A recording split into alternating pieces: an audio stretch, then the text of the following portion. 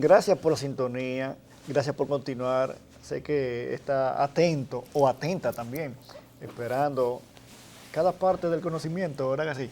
Entonces, ingeniero, ya hemos comentado un poco de la situación que nos ha estado afectando aquí en Dominicana. Hay algo que está afectando al mundo que de una u otra forma también nos llegará a afectar, no con ciclón, sino con tema energético, con tema político, con tema geopolítico. La situación Rusia, Ucrania, unas declaraciones que hizo el presidente Putin, que el presidente Biden también no la vio bien en Europa. Vamos a hablar un poco, ingeniero, de la situación internacional. Mira, desde hace tiempo, siglos, Occidente, llámelo así, Europa, y en menor grado antes Estados Unidos, pero porque Estados Unidos ha venido a ser hegemónico a partir del 1900, del siglo XX, principio del siglo XX. Antes pensaba como casi una colonia mental de Europa, pero hace tiempo que hay como ese resentimiento entre Occidente y Oriente, entendiendo Oriente, esa parte que empieza en Rusia por la vastedad de esa nación creada por Iván el Terrible y tanto el gran imperio eslavo, el imperio ruso. Bueno, antes le veía a Rusia como un almacén de hielo, sin mucha utilidad, y la gente se asombraba cómo unos cuantos millones de personas eran capaces de vivir dentro de tan intensa frialdad. La Siberia, el Cáucaso, bueno, todo esto, esas estepas rusas, esas tundras rusas, esos permafrost, que es la parte de la corteza terrestre que permanece helada, no necesariamente cubierta de glaciares, ni tampoco de capas de hielo, sino con una frialdad profunda. Bueno, no había tecnología para penetrar tanto dentro de esas tundras y dentro de esos glaciares. Y bueno, entonces, porque ¿dónde está ubicado gran parte de Rusia? En la zona ártica. Está por encima de Rusia en el mapa y la zona ártica.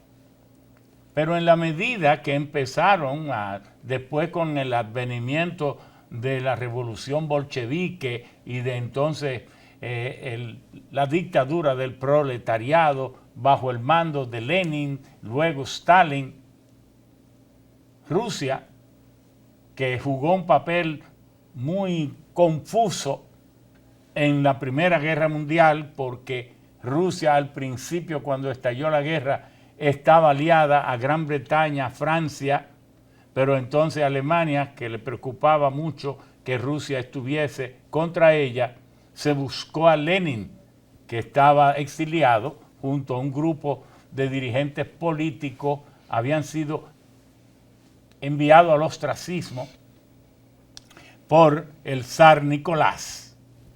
Y bueno, entonces el gobierno de Guillermo II lo llamó y le dijo, mire, le vamos a dar todo el apoyo, todos los dineros, todo el transporte, le vamos a poner un tren a su disposición para que usted vaya, y usted que tiene esa capacidad de agitación política, tome el poder con su partido bolchevique, y entonces, pero con una condición, lo vamos a ayudar, de que desafilie a Rusia de ese pacto, de ese eje anti-alemán. Y así lo hicieron. Triunfó Lenin, desafilió a Rusia de la guerra y Rusia se declaró neutral. Pero entonces, luego, con los acontecimientos vino la Segunda Guerra Mundial. Y ya en la Segunda Guerra Mundial, ya Rusia era muy poderosa.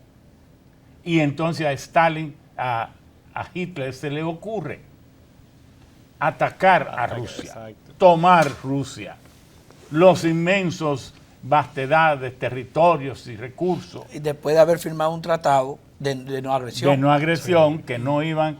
y que si iban a agredir o ocupar a Polonia se lo iban a repartir, todo eso, pero luego entonces viene Hitler, traiciona la confianza de Stalin, de los rusos, e invade a Rusia.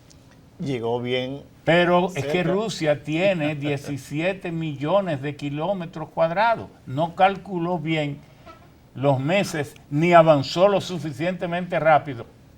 Él creía que con su Blitzkrieg, sus golpes demoledores, El ataque rápido. el ataque rápido iba a poder entonces dominar rápidamente como había dominado a Francia, que la tomó prácticamente en semana y media, 2 semanas. ¿No? Y con un gobierno de acuerdo con él, el gobierno de Henry Philippe Pétain, que era el gobierno de Vichy. Claro que sí, pero eso ocurrió después. Bueno, entonces, ¿qué pasa? Hitler fracasó y entonces Rusia fue el país principal en derrotar a Hitler. Ahí empezó. ¿Por qué? Porque Hitler no invadió a Estados Unidos. No. Hitler no ocupó a Gran Bretaña. Lo acosó, lo demolía, todo esto, solo a Francia. Pero Hitler sí ocupó gran parte de Rusia. Y bueno, allí fue que se dieron los escenarios y allí fue que el ejército perdió cerca de 2 millones. La batalla de Stalingrado. De Stalingrado y de Petrogrado. Bueno, muchas. La más sangrienta esa. La de más Stalingrado, sangrienta. sí. Entonces, ¿qué pasa? Que Stalin, el ejército caucásico, el ejército rojo, los cosacos, empezaron a avanzar y fueron demoliendo, pero al mismo tiempo fueron ocupando todas las naciones que estaban en su ruta hasta Alemania. Sí. Y por eso, si en la Guerra Mundial se perdieron 60 millones de almas, 27 o 30 millones fueron rusas. Así es. Entonces, pero Rusia de ahí emergió como el segundo bloque en que dividiendo al mundo en dos, Europa y Estados Unidos, y como Estados Unidos con su enorme economía fue la que salvó a Francia y Gran Bretaña y todo esto, se erigió en el jefe de Occidente, en el jefe de los países llamados de la democracia representativa. Y entonces del otro lado estaba la cortina de hierro, la llamada cortina de hierro, o la URSS, la Unión de Repúblicas Socialistas Soviéticas, que eran como 27 o 30 estados, pero hoy son 23, la llamada Federación Rusa o la Comunidad Económica Independiente, que aunque como Comunidad Económica Independiente está disuelta, pero como Federación Rusa sí funciona. Sí. ¿Qué plantea Putin ahora para hacer manejable el relato? Dice que ha habido siempre un resentimiento de desarticular la Gran Rusia, lo que él llama la madre patria rusa, y que ellos no lo van a permitir, que quieren enemistar los 23 naciones o nacionalidades que conforman hoy a Rusia en sí, pero que no lo van a lograr y que ellos no lo van a permitir, y que lo último le quitaron Estonia, Lituania, qué sé yo, Hungría, Rumania, todo esto, y que ahora quisieron hacer lo que están haciendo con Ucrania. Y entonces, bueno, y ahora mismo Putin ha anunciado que si tiene que recurrir a sus armas atómicas, nucleares, que todo el mundo sabe que la tiene, pero que ellos no van a permitir que avancen una pulgada más. Y por eso que nosotros pusimos un tuit diciendo a la sociedad dominicana: no creamos que el único conflicto y amenaza, claro que la más directa, es Haití. No, el mundo está al borde de una guerra nuclear y no debemos tomar la actitud que parezca que o somos ignorantes o que la estamos ignorando o que no nos importa. O como que no se puede ser tan localista. O como que no nos va a afectar. No nos va a afectar. Hay que hacer conciencia y contribuir en lo que podamos en las Naciones Unidas y en todos los cónclaves a que esto hay que detenerlo, que esta guerra es absurda y ha llegado a que lo absurdo se destaque. ¿Por qué? Si ahora que entró ya el otoño, Putin termina de cerrar el grifo del gas. Porque ¿qué es lo que pasa? Que Rusia es un país, así como Estados Unidos tiene una diversidad de recursos naturales, que Dios se lo bendiga. Así como Venezuela tiene los suyos. Francia con su agricultura y sus exquisiteces. Italia. Así como Alemania tiene su desarrollo industrial y el genio mecánico. Y también Suiza. Así como Arabia Saudita tiene también sus reservas casi infinitas de gas y de petróleo. Y cada país tiene lo suyo. Rusia es el país sobrebendecido, tiene la más grande reserva de gas natural del universo, pero además eso es solo en 8 millones. Hay 9 millones que no los ha explorado, no sabe si tiene más todavía.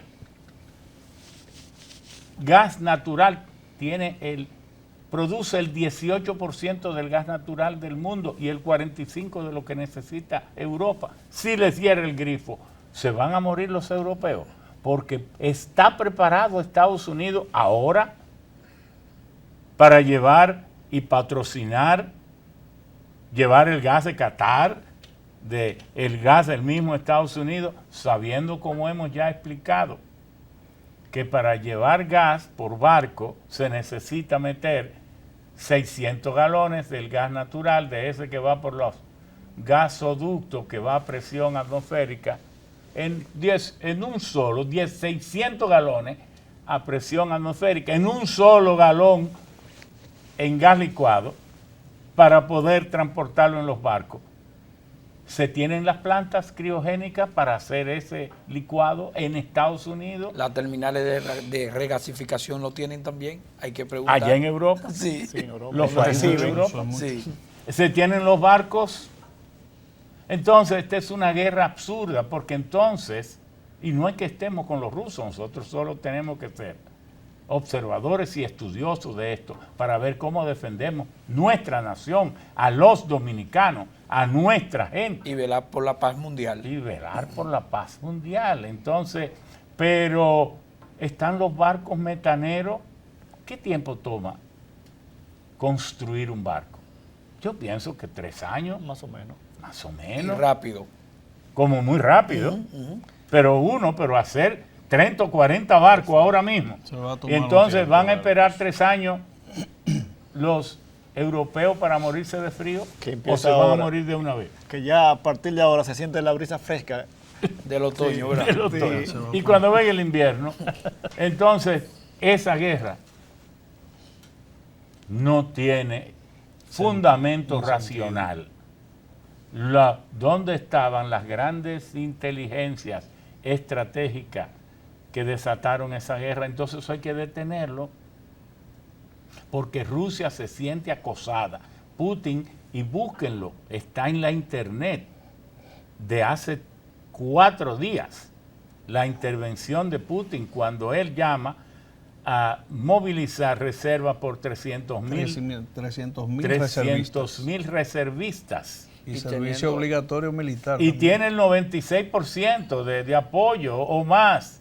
No, Lo apoya la Iglesia Y han Ortodoxa. prohibido a todos los hombres de 18 a 60 años de no salir del país. Es decir, no son pueden 25 salir. millones que ellos tienen preparados para cualquier hecatombe global. Y entonces, oiga, los rusos han peleado siempre hasta la muerte por su patria. No hay pueblo más patriota que ese.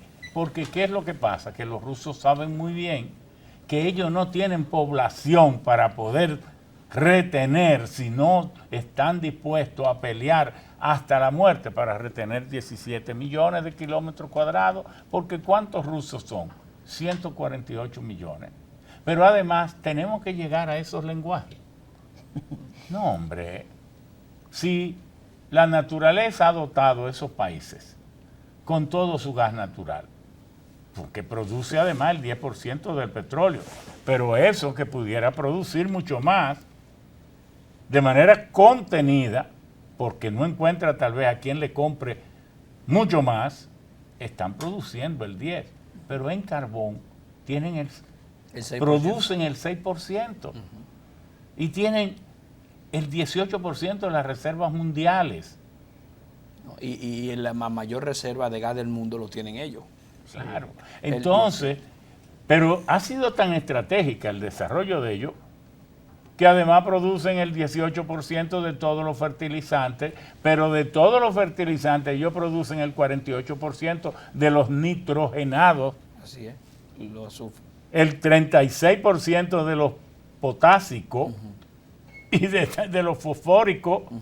Entonces, ¿podría el mundo dejar de comprar los fertilizantes? Pero ¿para qué hay que llegar? Por eso muchas naciones no han sancionado, porque es que depende de los En el fertilizantes. caso de Depende Brasil, de ahí. porque Brasil es uno de los países que mayor compra el fertilizante de Rusia. Sí, y el más Bolsonaro grande de lo América dijo, Latina. No, Sí. yo no puedo ponerme en contra porque es que yo no puedo atentar contra mi Es que gente. Brasil es el segundo productor de cereales del mundo. Así es. El segundo productor de maíz, el segundo productor de soya. Porque De antes era Argentina. Después de Estados Unidos venía Argentina. Pero ahora no, Brasil, y Brasil lamentablemente está acabando con la Amazonía. Y ese es el gran choque que hay entre el pensamiento de Lula y el pensamiento de Jair Bolsonaro. Brasil está produciendo 6.2 millones de toneladas de carbón vegetal para la fábrica de acero, Así es. acabando con la Amazonía para producir acero. Entonces, estamos cometiendo demasiados absurdos. Sí, bueno, parece que los estrategas no pensaron en todo o pensaron otra cosa, pero bueno, vamos a seguir comentando al retorno después de la pausa.